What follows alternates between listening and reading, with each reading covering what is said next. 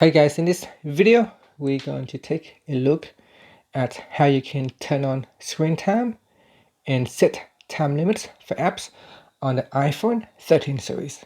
First, let's go back to the home screen by swiping up at the bottom of the screen. On the home screen, tap on settings. In settings, go down and tap on screen time. In here, tap on turn on screen time. And in here you can see it says you can get weekly reports, downtime, and app limits. You can set content and privacy restrictions and screen time passcode. So tap on the continue button. Then choose whether you want to set screen time for yourself or for your child's iPhone. So I'm going to choose this is my iPhone. Okay, so after that, you can see in here, once it is turned on, you can change the downtime. You can turn the downtime on or off. You can set the limits for apps.